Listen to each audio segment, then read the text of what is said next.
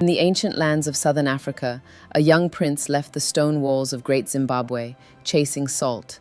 But what he found was far greater, a kingdom that would shape history. This is the story of Nyatsimba Mutota, the hunter who became a king, and the prophecy that still echoes in Shona legends today. The rise of Nyatsimba Mutota, founder of the Mutapa Kingdom. Long ago, in the heart of southern Africa, stood the mighty city of Great Zimbabwe. Its walls were made of huge stones, stacked without mortar, reaching high into the sky. The city was home to thousands of people from the Shona tribes. They were farmers, traders, and builders. Gold from the mines made them rich. Cattle roamed the green hills. But under the sun, shadows of change were growing. In this grand city lived a young prince named Nyatsimba Mutota. He was the son of King Chibata Matosi, a wise but aging ruler. Mutota was tall and strong, with sharp eyes that saw beyond the hills. As a boy, he loved to hunt in the forests. He could track a lion for days without rest. His people called him the Swift Arrow because he never missed his target. But Mutota was not just a hunter. He had dreams that whispered secrets of the future. One night, under a full moon, Mutota had a strange vision. He saw a great lion spirit called a Mondoro in Shona legends. The Mondoro had eyes like fire and a roar that shook the earth. Nyatsimba, the spirit said, your land grows tired. The soil is dry and salt is scarce. You must go north where rivers flow and new lands wait. There you will build a kingdom greater than this one. But beware, the path is full of dangers. Enemies will rise, but your vision will guide you. Mutota woke up sweating. He ran to the royal hut and told his father. King Chibata Matosi listened carefully. My son, he said, our people suffer. The rains are less each year. Our cattle grow weak without salt to lick. The ancestors speak through you. You must lead a group north to find new salt lands. But not everyone agreed. Mutota had brothers and cousins who wanted the throne. One cousin named Chikura was jealous. Why send Mutota? Chikura shouted in the council. He is young and reckless. Let me go instead. The king shook his head. The Mondoro chose Mutota. His journey will test his leadership. Days later, Mutota prepared to leave. He gathered brave warriors, hunters, and scouts. His mother gave him a sacred necklace made from eagle feathers. This will protect you from evil spirits, she said. As the sun rose, Mutota and his group set off. They carried spears, bows, and shields. Behind them, the stone walls of Great Zimbabwe faded into the distance. The journey was hard. They crossed dry plains where the sun burned like fire. Thirsty animals attacked at night. One evening, by a campfire, an old storyteller shared Shona myths to lift their spirits. Remember the legend of Mwedzi, the first man, he said. Mwari, the great creator, made Mwedzi in a deep pool of water. Mwedzi was lonely, so Mwari gave him two wives, the morning star and the evening star. But jealousy came, and Mwedzi had to face trials. Just like you, Prince Mutota, he built a new world. Mutota nodded. We will face our trials too. As they moved north, they entered thick forests full of wild beasts. Mutota led a hunt for food. He spotted a huge elephant, its tusks shining like ivory treasures. With one arrow, he brought it down. His men cheered. Our prince is blessed, they said. But danger lurked. They reached a river guarded by the Tavara people, fierce warriors who lived along the banks. The Tavara chief, named Dande, saw Mutota's group as invaders. Who dares cross my waters? Dande roared, his spear raised high. Mutota stepped forward, calm and bold. We come in peace, but we seek salt beyond your lands. Let us pass, and we will share our gold. Dande laughed. Peace? Prove your strength in battle. A fight broke out. Spears clashed. Shields cracked. Mutota fought like the lion in his dream. He defeated Dande's best warrior and spared his life. Join us, Mutota said. Together we can build something great. Impressed by Mutota's mercy and vision, Dande bowed. You are no ordinary man. The spirits guide you. Many Tavara joined Mutota's group. They crossed the river and entered the Zambezi Valley, a land of green fields, flowing waters, and salt pans that sparkled like stars. Here, Mutota's prophecy began to unfold. Scouts found vast salt deposits.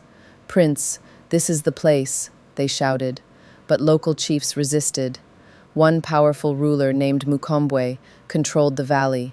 He had an army of fierce fighters and claimed the land was protected by ancient spirits. Mutota called his council.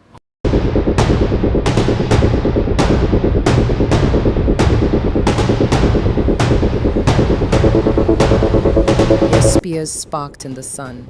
With a mighty thrust, Mutota won. Mukombwe fell, but Mutota spared his family. "Your people are now my people," he declared. Word spread like wildfire. Tribes from far and wide came to swear loyalty to Mutota. He built a new capital on a hill, with stone walls like those of Great Zimbabwe. He called it Zvongombe, meaning the place of the conqueror. Messengers brought news back to Great Zimbabwe. Mutota has founded a new empire.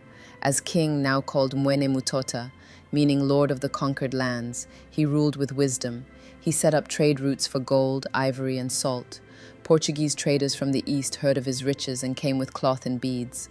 Mutota welcomed them but kept his power strong. "We trade as equals," he said. But leadership brought challenges. Drought hit one year. Crops failed. People whispered of curses. Mutota consulted the spirit mediums, women who spoke for the ancestors. One medium, named Nehanda, a legendary figure in Shona myths, entered a trance.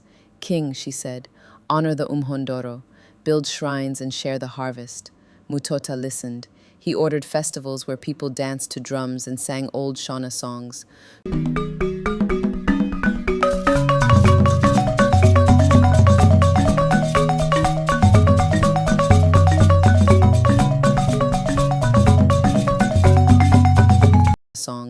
Stories of heroes like Mwedzi were told around fires. The rains came back and the land bloomed. Years passed. Mutota grew old, his hair like silver. He had sons who learned his ways. One day on a hunt, he saw the Umhondoro spirit one last time. "Your work is done," it said. "The Mutapa Kingdom will last for generations." Mutota passed the throne to his son Matope. The empire grew even larger, covering lands from the Zambezi River to the Indian Ocean. Traders from Arabia and Europe called it Monomotapa, a name that echoed in legends. Today, the ruins of Great Zimbabwe and the stories of Mutota remind us of Shona heritage.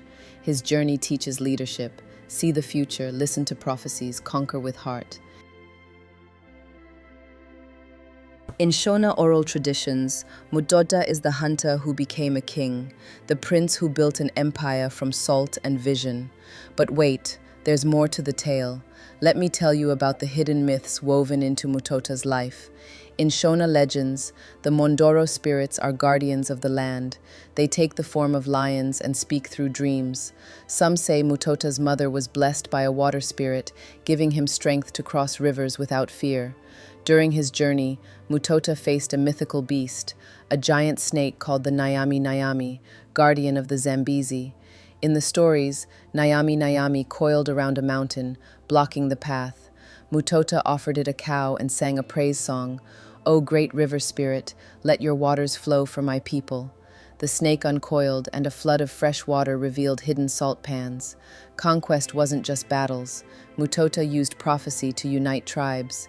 He met a blind oracle in the forests who foretold, "The one who tames the north wind will rule forever." Mutota captured a wild horse, symbol of the wind, and rode it into battle. This act made warriors believe he was chosen by Mwari, the creator. In his empire, Mutota honored Shona customs. He built soapstone birds on hilltops, like those at Great Zimbabwe, to watch over the land. These birds, in myths, carried messages to the ancestors. One legend says a bird came alive during a war, screeching warnings that saved Mutota's army. As king, Mutota faced a rebellion from his old cousin Chikura, who followed him north in secret. Chikura allied with disgruntled chiefs, claiming the throne. In a fierce night battle under stars, Mutota's vision prevailed. He set traps using knowledge from hunts. Chikura was captured. Instead of killing him, Mutota said, "Blood divides us, but vision unites. Serve the kingdom." Chikura became a loyal advisor, teaching the power of forgiveness. Mutota's wives played key roles too. His first wife, from the Tavara, brought knowledge of the land. She told stories of underground spirits who guarded gold mines. Together they dug new shafts, making Mutapa rich. Children grew up hearing these tales. Mutota's court had griots, storytellers who sang epics. One epic went, from stone city to river throne, Mutota the bold, never alone.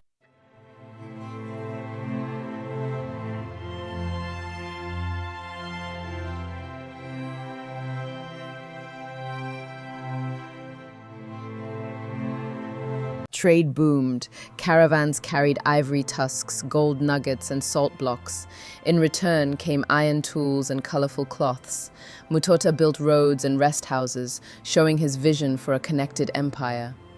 Spiritual life was central. Mutota revived rain-making ceremonies. Priests danced in lion skins, calling clouds. Legends say one drought ended when Mutota climbed a sacred mountain and spoke to Muari directly. Thunder roared and rain fell for days.